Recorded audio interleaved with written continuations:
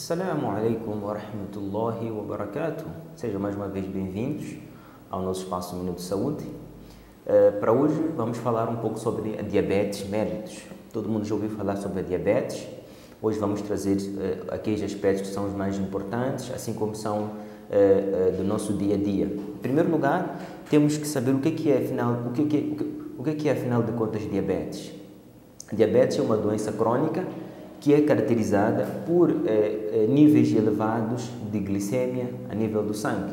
A glicemia é aquilo que a gente conhece por açúcar no sangue. Então, indivíduos que têm níveis elevados de glicemia de forma persistente são chamados de indivíduos diabéticos.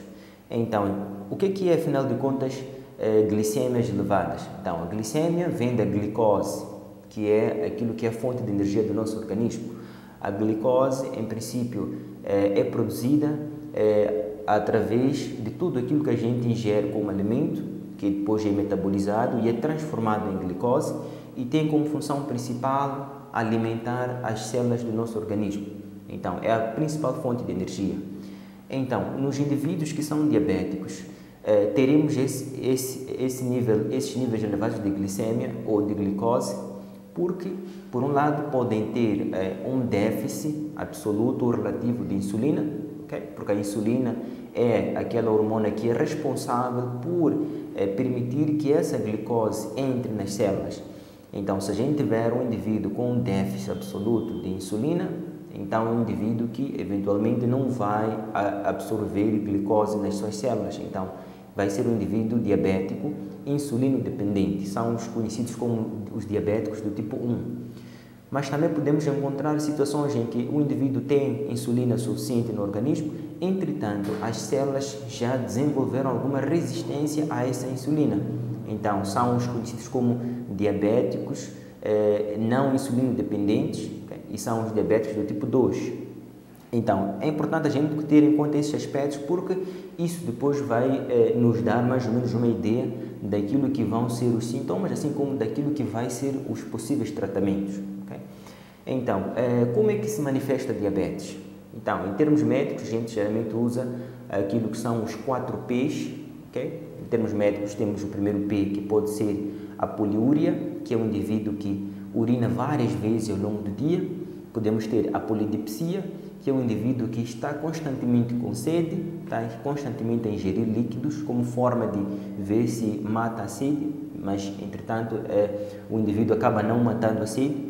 Temos, por outro lado, o indivíduo que tem polifagia, que é aquela vontade excessiva do indivíduo se alimentar. Então, o indivíduo está constantemente a se alimentar e está constantemente com fome.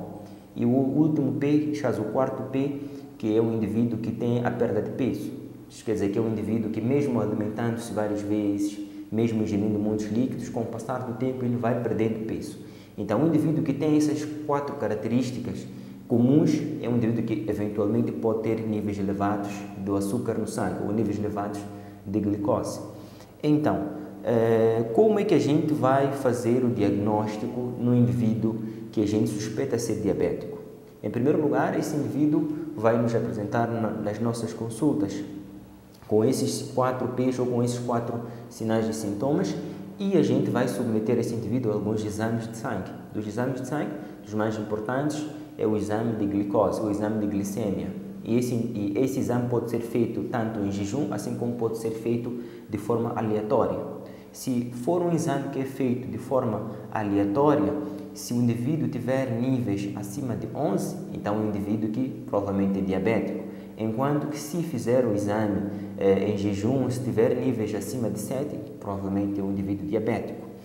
Como forma de complicações dessa entidade, podemos ter várias. Podemos ter complicações como cetoacidose diabética, que é a alteração a nível do organismo do indivíduo, em que o sangue altera o seu pH e fica um pouco mais ácido. E isso vai dando complicações que podem ser ligeiras, moderadas e graves, que eventualmente podem precisar do internamento numa unidade de cuidados intensivos. O indivíduo também pode desenvolver aquilo que a gente chama de retinopatia diabética, que é uma complicação ocular que pode levar à cegueira. Pode desenvolver também uma nefropatia diabética, que é uma complicação a nível dos rins, que também pode levar a uma lesão renal que também pode ser crônica, assim como pode desenvolver uma neuropatia diabética, que é a perda de sensibilidade, que pode ser nas mãos ou nos membros inferiores ou nos pés, que eventualmente vai propiciar esse indivíduo a ter algumas lesões ou ter algumas feridas que vão levar muito tempo para poder cicatrizar. E se estas estiverem infectadas, podem chegar numa fase em que pode precisar de fazer uma amputação. Como forma de prevenção, a prevenção deve ser para aquilo que são os seus fatores de risco. Então, um indivíduo que pode ser diabético é um indivíduo que geralmente tem uma história familiar, já tem alguém da família que é diabético, é um indivíduo que tem um histórico de sedentarismo, é um indivíduo obeso, é um indivíduo que tem um histórico de consumo excessivo de alimentos gordurosos.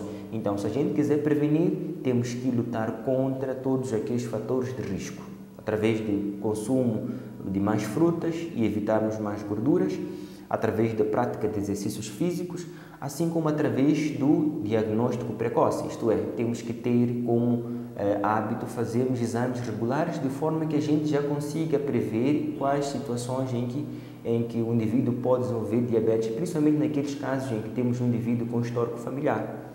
Então, por hoje é tudo. Espero vos ver na próxima oportunidade. Insha'Allah. Assalamu alaikum wa rahmatullahi wa barakatuh.